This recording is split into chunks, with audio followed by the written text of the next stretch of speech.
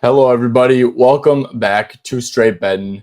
It is currently 2 a.m. on the East Coast, Thursday, May 15th.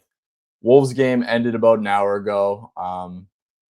Man, this is going to sound kind of pathetic, but you guys got to admit, as a fan of your team, some of the best times is like after your team gets a big win, just like consuming content online that's like hyping up your team. Like it's a great feeling. So not gonna lie, I probably should have started recording this a little bit earlier. But I got caught up in the moment and yeah, go Wolves, baby. Took care of business today. I won't talk about it for too long, but obviously we have a game 6 OKC at Denver to preview, and I will do so with that. However, guys, I'm just proud as hell of this team, man. The Wolves all year, they've really sucked against teams that are worse than them. They played down a competition, and they, to be fair, they did play down a competition for most of the series. But to find a way to win these games without Steph, very proud of them. It's kind of like a burden being lifted off of the shoulder, and I hate that feeling as a fan. When it's like we're going back to the Western Conference Finals, and for Minnesota sports, I mean that's like huge, right? Especially for the Wolves, man. But yeah, I mean, feels great. Feels great to make it there. Ant played amazing, passed the shit out of the ball. Julius Randle, man, so damn good. Just truly an elite second option. The whole team, Dante finally had a good game. Rudy played great again. Mike Conley, man, Mike Conley makes me that should make every hoop fan happy seeing Mike Conley hoop like that. So yeah, man, took care of business. Warriors obviously without Steph weren't exactly the greatest team, but they did compete their asses off. They played great defense. They flew around, pressured the hell out of the ball. So they made it tough. They have championship DNA. Proud of my Wolves for sure, and big time Nuggets fans. So hopefully the Nuggets can win this game, not only to force a game 7, but hopefully to try to win the series outright. If, let's get into the game. So it is a 5-point spread. Denver is 5-point underdogs, which to be honest with you guys, I kind of like Denver here, man. All these games are just like going to be nail biters. They've been nail biters even in OKC. I was pretty surprised that OKC didn't blow out Denver in that game 5. I thought for sure that was going to be a great OKC spot, but I mean, honestly, Denver kind of controlled that game and just blew it at the end, which is kind of the opposite of what we saw early. But yeah, in Denver, man, I would think I thought the spread would be like Denver +2 or something. So yeah, I fully expect this game to be hyper competitive, come down to the wire, kind of like the last couple of games have. But I definitely lean towards Denver, honestly, pulling it out, but also yeah, for sure. Like lean the points here on the spread. But yeah. So that's the stage, man. Like, obviously with these playoff games, you want to be like, okay, is this a blowout spot? Like, nah, this is not a blowout spot. This is gonna be a hyper competitive game. Obviously Denver is facing elimination, so we're gonna see massive minutes from Gordon, Murray, Jokic, Brown, all those guys. Obviously, MPJ Russ situation's a little bit up in there, but yeah. All right. Let me quick give out. I have one official play here. Definitely probably going to add another one or two, to be honest. There's a ton of stuff I like, and I think that the schemes are going to be pretty predictable once again. But yeah, starting off with the official play, man, I'm going with Jokic to hit 2 threes and then Jamal Murray to get 3 rebounds. That's SGP at -109 at FanDuel. So yeah, Jokic threes is obviously the main line, right? This is like a -150, -160 price most places, -180s even. Yeah, I mean, just not gonna overthink this, man. Head to head in the playoffs, Jokic is averaging 7 3-pointers attempted, I believe. Obviously, that number is probably a little bit high due to he's always like taking these end of quarter shots and stuff like that. So maybe it's actually like 6.3 or something like that. I don't know, but he's getting the threes up. It's obviously a big up compared to a season average. And guys, the last 3 games, he's taken 10 threes, he's taken 8 threes, he's taken 7 threes. He's getting them up. He's gonna produce, man. It's Jokic in an elimination game. I have no doubt in my mind that he's going to end up with a pretty good stat line. However, the reason why I'm going threes over points is because, first of all, it's a good matchup. Hartenstein has to guard him. They've experimented with Chet, the more mobile big, but he's just nowhere near strong enough to compete with him down low. Like, it's just like offensive rebound central. It's deep post positioning central. So, yeah, I mean, they pretty much switched after game 1 to, having Hartenstein on him for the entire game, and if not, then it's going to be Jay Will, another beefy center who's not the most mobile. So yeah, he's been getting the threes up. Another thing too is that in the pick and roll, which is going to be spammed this game, by the way, the Murray Jokic pick and roll absolutely going to be spammed. You have to show on Jamal Murray's like in the pick and roll, and that's what Hardenstein does. You can't just like let Jamal Murray. Yeah, you got to like stop him, right? You can't just like let him like flow into easy pull ups. So yeah, I mean Hardenstein's playing pretty aggressive in the pick and roll. When Jokic pops, it's pretty open. So yeah, he's been getting this. Oh, sorry guys. He's been getting the volume. It's a pretty good matchup. Obviously, it's reflected in the numbers.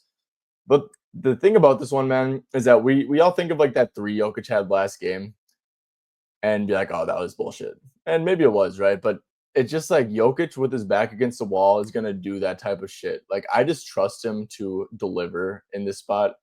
And even if you told me he took 4 threes, which I don't think is gonna be the case, like I expect Jokic to be efficient in this spot because he's just that good of a player. I just think that he's going to make the right plays. He's going to make the shots he needs to make. And I think that's going to be 3. So, yeah, man, obviously love trusting Jokic in a spot like this, but also the matchup has been there. The volume's been amazing. And yeah, as long as he doesn't shoot over 10 again, we should be pretty good. But I do think he gets like 7, maybe 8 threes up again here. And yeah, man, fully expect Jokic to come through. Think you could play this at like 2.5 for plus money too. I think that's pretty interesting. Yeah, I'm just taking his 2 plus 3s here. Obviously, trusting one of the best players of all time, in my opinion, to come through in an elimination game. And love the Hardenstein matchup for getting up 3s. I will say, man, Jokic was killing them last game. I just think that, and especially with how MPJ is shooting. By the way, we'll touch on MPJ a little bit later, but the way Brown, MPJ, Russell Westbrook, those are guys that are going to have to play. The way that they're shooting is just like Jokic post touches, man, should just be like a double the shit out of him and really just like pack the paint on those doubles and just like really funnel stuff to those. I expect, that's what they've been doing anyways to an extent, OKC, but I expect that to be, ramped up even more in this spot, man, just because you have to funnel the shots to these guys instead of letting Jokic kill you in a must-win spot. So yeah, expect that to be ramped up a little bit for sure. So yeah, just like points overall, man. I truly think that like Jokic from 2, every time he's dribbling the ball inside that arc, he's gonna see a double very fast. And obviously he's a great passer, but yeah, just like these role players are gonna keep shooting like shit, and it's just gonna keep on getting more and more intensified as the games become more and more and more important. So yeah, that's kind of how I'm feeling there. That's like the scheme I'm seeing from OKC. It's gonna be very similar to what it has been, but I do think it is going to be a little bit more intensified with how open these Brown, Westbrook, Porters are. So yeah, Jamal Murray to get 3 rebounds. Look, man, this is just like a spot, right? All hands on deck. You can't trust Russ. You can't trust Porter. You can't really trust Watson. Yeah, man, it's win or go home. I think Jamal Murray is going to play like 44 minutes or something like that. If we go to his rebounds in the playoffs. He's had 3 or more in every single game except for 1. He had 0 rebounds. That's a game they lost by 34 against the Clippers. He's averaging 4.9 rebounds this postseason on 41.7 minutes. Like I said, I do expect that to be 43, 44-ish. And then, yeah, against OKC, playoffs head-to-head, 6, 4, 4, 4, 4. So, yeah, 4 plus in every single game. Like I said, we're just asking for 3.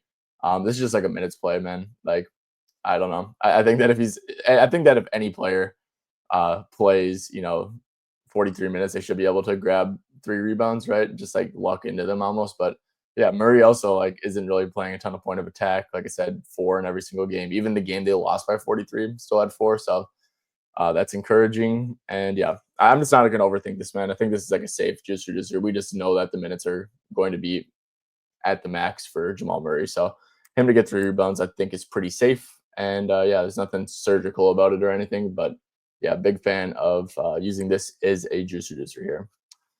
All right, next person, guys, Aaron Gordon. Let's stay on Jamal Murray a little bit. So for points, yeah, got up 27 shots, man. Obviously, usage is going to be sky high. Definitely lean over here on Jamal Murray. Definitely would not recommend taking an under. Are they playing him aggressive? Of course they are. But Jamal Murray, one thing about him, man, he's healthy. He's moving good. He's a tough shot maker. He's going to find a way to get his shots up. So Yeah, what I take is I do lean over. What I take is over. No, coverage is going to be very tough. Like I said, man. Um, Jokic and Murray, they're going to make it tough on him. So just like off of that, but a 21.5 line for Jamal Murray when we know we're going to play, he's going to play all these minutes. Does seem fairly enticing for me for sure, but yeah, probably stay away. Obviously, they're going to be aggressive on him. The assists potentials have been fine. Yeah, like I said, just you could talk yourself, do a little bit more research. I think he's going to play 43, 44 minutes. Do a little bit more research on that stuff if you're interested in his stuff, just because I think the minutes are going to be massive. Same with Aaron Gordon, man. Look, he only played 38, 37 minutes, 38 minutes. I don't think that can happen here. I just don't think it can, man. Aaron Gordon's so damn important to this team. Fully expect him to be 40 plus in this spot. And yeah, so Aaron Gordon, man, I don't hate his points. I think he's a guy who, will get some decent 3-point looks. His 3.5 line. He's been doing pretty good on this, averaging 5.4 attempts on the series. And like I said, I mean, you'd obviously rather funnel the shots to like Russ and Brown and stuff like that, and maybe even MPJ at this point. But yeah, he's another guy who will probably get some 3-point looks. Rebounds, guys, I was very close to doing Aaron Gordon 5+ rebounds and as a juice reducer, and you could do that if you want. He's been a beast on the glass, man. When he really is exerting himself and trying hard on the glass, like especially on the offensive glass, he's a very tough cover, especially for a guy like Chet who just does not have the strength to bang down low with him. But yeah, I mean, he's averaging 9.6 rebounds on 37.4 minutes against OKC. And like I said, man, fully expect like 42 minutes from Gordon here. So I mean, do the math. Probably he's around 10 point something rebounds per the minutes I expect. So I mean, yeah, definitely expect some like regression, right? Because he's had some crazy rebounding games. But yeah, at the same time, man. And this game too was like the big blowout where he only played 27 minutes.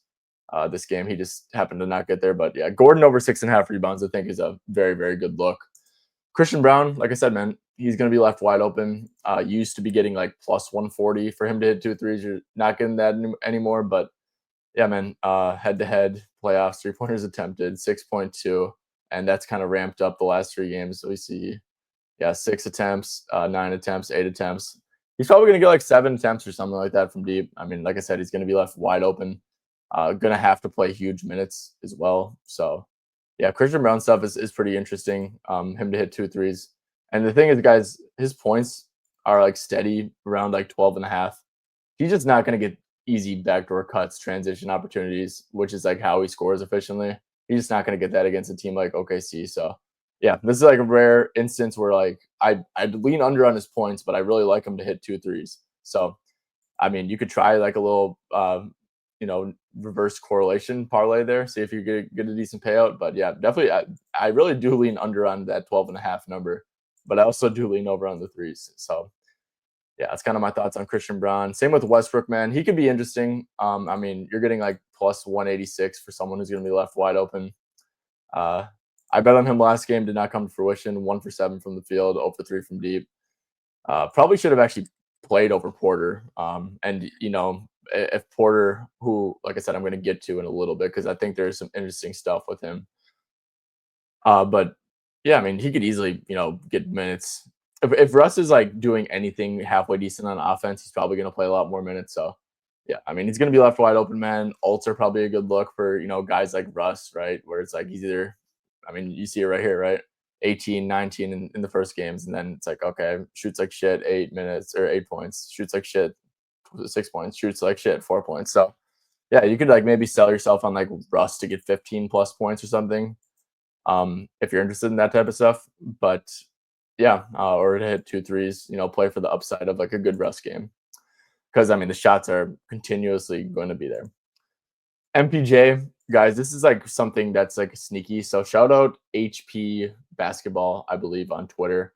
I was in the weeds digging for MPJ stuff, and apparently MPJ with his shoulder, he takes an injection every once in a while. He can't take it all the time for whatever reason, but I think his last time this is gonna sound like bullshit, but the last time he took his injection was actually like this game where he shot the piss out of the ball. And then he didn't because he can't or whatever the next 2 games. So Look up on Twitter tomorrow. I'm definitely going to be doing this, browsing Twitter about MPJ. If there's any news on injections, or maybe if you see like a video of him like looking really comfortable in preseason and pregame warmups. But if MPJ, takes the injection and the shoulder's feeling good, I mean, 8.5 points is going to be like a 1.5 unit play, maybe 2 units for me, because I mean, it's just like a perfect buy low, man. Perfect buy low. But at the same time, if he's looking shaky in warmups, if there's no sign of the uh, the injection, then I actually expect him to get benched. To be honest with you, I expect him to. He's probably going to come out and shoot like shit once again, and then win or go home. I really do think that they might roll with Russ or Watson, because the thing with Porter, man, is like he should not have played as many minutes as he did last game. He was super hurting the team. You can't make a shot with that when his shoulder's like really bothering him, and he's just like a huge negative on defense. So it's like it makes no sense to play Porter. And like, yes, the defense will respect him even with the shoulder thing, and that will open up a little bit more space for Murray and Jokic to operate for sure. But yeah, at the end of the day, man, it's just like if he's like going to be an awful shooter, then and like if he's just like physically incapable of like making shots, which is like definitely on the table, then yeah, he could get benched. And if there's like, okay, yeah, MPJ did not take the injection, if like you can find that on Twitter somewhere from like a legit source, then it's like, okay, then Russ, I'd like to go back to Russ if I saw something like that, because I just think that he's going to get benched. He's not doing anything out there if he can't shoot. So yeah, that's my thoughts though. But like I said, you get the news, the positive news, hop on this 8.5 line. I will for sure be doing that as well. Peyton Watson, I don't know. I don't know what to do with Peyton Watson. I thought he gave good minutes for sure last game. I mean, he hit 8 rebounds. It's pretty damn good. But yeah, I'd just stay away from Watson stuff altogether. All right, let's move on to the OKC side of things. And like I said, man, I kind of do expect the game plan to be pretty similar from all this stuff. The reason why, honestly, the reason why probably Denver lost this game is just due to Lou Dort heating up, and that's just something you have to continue to live with. You just have to. Um, it's Lou Dort, man. Like he's gonna make threes, whatever. I will say, man, I saw some crazy stat on Dort, and Dort at home. Let's see, Dort at home. This is threes, absolutely doing great. Let's just do where's like the average here? No, not this.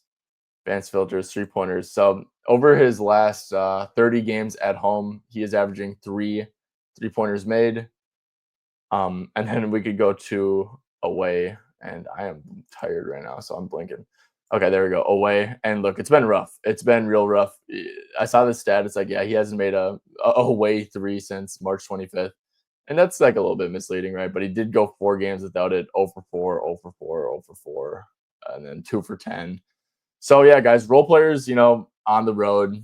If I had to guess, like Lou Dort's, he's going to be left open for sure.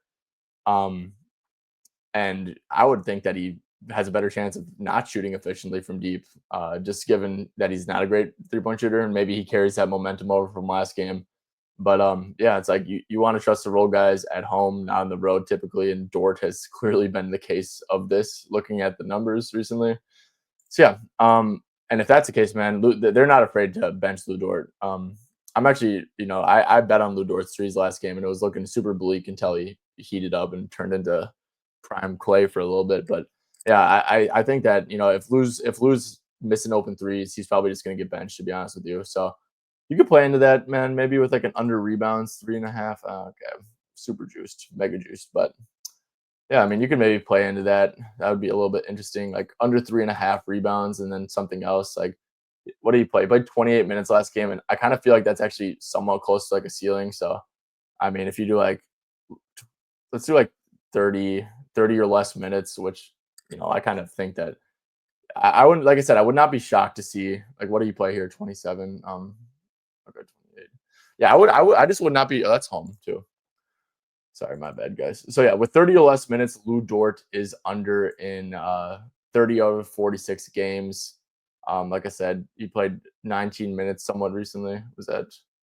Yeah, and the game they won by Game they won by 5. He played 19 minutes. So if I set the ceiling to 28 instead, yeah, then it's like even worse at 23 out of 34 is going under. So I mean, you'd probably need another leg to reduce the juice a little bit here. But yeah, don't hate like Dort under 3.5 rebounds just because, like I said, I think it's good chance that he doesn't make shots. Like I said, he's going to be left wide open if that just leads to like shit minutes, right? Especially when you got Caruso sitting on the bench, Wallace sitting on the bench, and all that stuff. But yeah, so yeah, like I said, man, they're fully gonna load up on Shea. I don't hate Shea under 30.5 points. It's always scary fading someone as good as Shea. But guys, Shea played amazing last game, right? Made a ton of tough shots, shot 12 for 23, 6 for 6 from the stripe, and ended at 31. So yeah, definitely lean under on Shea here. Anything else? Obviously, guys, Caruso's in that same bucket of being left wide open. I think that he's pretty interesting. At 13.5 PRA. He's had 16, 19 over the last 2 games. Aaron Wiggins, he's at 6.5 points. He only played 11 minutes last game, shot 1 for 3, 1 for 4. I wonder if he's gonna like fizzle out unless he like has a hot start. So I mean, he's another guy with a pretty good matchup. Obviously, they're just gonna be loaded up on Shea. But yeah, man. Thunder side of things, like Wallace at 4.5, he's another guy that will probably benefit from it a little bit. I guess my last thought from the OKC side of things, kind of too, is like I wonder how Jokic is going to be officiated. And that's like sounds dumb, but like it is like an elimination game, game 6 at home. Like I wouldn't be shocked to see Hardenstein pick up a few cheapies, a few cheap fouls. That's just kind of how like the game works. You know what I'm saying? So maybe you could like that's like a little narrative-y, but it's also like been a tough rebounding matchup for Hardenstein. So oh, sorry, man. So yeah, I actually did give this one a little peep before, and I saw Hardenstein is at 9.5 rebounds. And yeah, he's under in 3 out of 5 this series. Yeah, he'll definitely be needed a little bit for defense, but I mean a little bit. He'll be needed a lot for defense, but yeah, I just wonder if like he has a better chance of getting in foul trouble this game. And like I said, maybe a little bit conspiracy theory, but yeah, it's kind of truly my thoughts here. All right. Let's see. Is there anything else on the OKC side of things? Oh yeah, Shea rebounds and assists. I still think that's a very good look. Of course, like you maybe you'd want to see him be at home for like the assist chances to be converted. But yeah, I mean Shea's averaging 15 rebounds and assists, just like a ton of chances, like 39 chances in game 1, 23 in game 2 on only 30 minutes, right? So I mean probably he's gonna play 40 here. 40 chances combined in game 3, 34 chances combined in game 4, and then only 27 last game. But I mean, still, man, I mean, he's easily doubling this up. So Shea rebounds and assists. It's been working all season. If it's not broke, don't fix it. So yeah, that's something. It's a little bit juiced here. I'm seeing -125, best price in market at DK. So yeah, Shea rebounds and assists. Love that. Just keep going back to it. J Dub, let's see, what did J Dub do? So yeah, since that one game, he's kind of been quiet in terms of volume. So yeah, they've been a little bit more aggressive on Dub as well. Just thought it was worth noting on that. He's only gotten up 14 shots and 13 shots over the last couple games. So yeah. Anything else OKC? Trying to think real quick. Just giving all my thoughts. Like I said, I really do think that both these teams feel like they're playing pretty good, right? Like Denver's getting close games, and they're defending well. So like I said, I don't see any reason for them to stop. Like there's no way that they just all of a sudden start like, okay, Shea, we're just gonna let you cook like that. That's just not gonna happen, man. Especially like at home, where like I said, probably can't really trust the role guys to shoot the ball as well.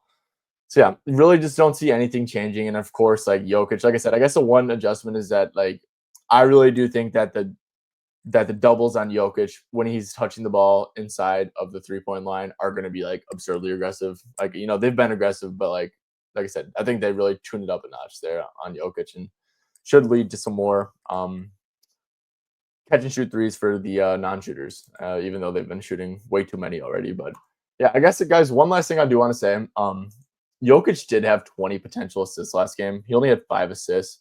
And yeah, it's because the shot quality of well, I mean the quality is probably fine, but like the make percentage of like Russ hitting a three is not very high off a catch and shoot. Brown hitting a three off of a Jokic pass, even if it's pretty open, it's just like not very high probabilities. But like yeah, I mean we are getting a 7.5 line for the Joker, who's probably going to play 45 minutes or so tonight, right? So I mean, I just thought I'd mention that he's only had 6 in every single game, but this is like one of the spots where I think like the potentials are like surely going to be there. Like I expect him to be around that 20 potential mark again, to be honest with you. And yeah, just going to come down to like which role player, if any, are going to step up and make shots. And I guess that's maybe another thing that you could correlate with the MPJ injection narrative, right? Like, oh wow, MPJ shoulders feeling good, man. Maybe he's not going to shoot over 7 on Jokic passes this game or something like that. So yeah, but I thought I'd mention that. And yeah, I just hope this is going to be a really good game. Really hope that Denver wins. Like I said, man, really hope that Denver wins. Not only to give us another game of entertainment, but just for my Wolves, right? Really want my Wolves to play this gas Nuggets team coming off of 2 7-game series against like very good teams. I think that we'd kick their ass, not gonna lie. And I'm cheesing right now. If you guys are listening to podcasts, I'm cheesing. Just like thinking about that. Oh man. All right. Well, that's gonna do it. Like I said, guys, only one official play was Jokic to hit 2 threes and then Jamal Murray to get 3 rebounds. Mentioned a ton of leans throughout this. Obviously, guys, I'm trying to stretch this video out a little bit, but there's only so much you can talk about.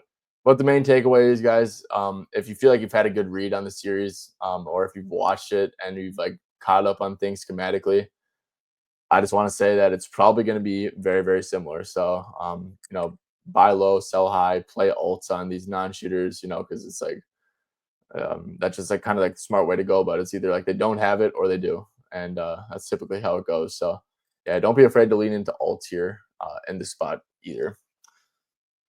All right. Well, thank you guys for tuning in. If you guys are listening on YouTube, make sure to drop a like and sub the channel. If you guys are listening on podcast form, make sure to drop a 5-star rating. Maybe leave a review. It would all be greatly appreciated. And yeah, best of luck on your bets for this game. Go Nuggets, and let's make some money and have some fun. Thank you guys for tuning in. I'll catch you guys tomorrow.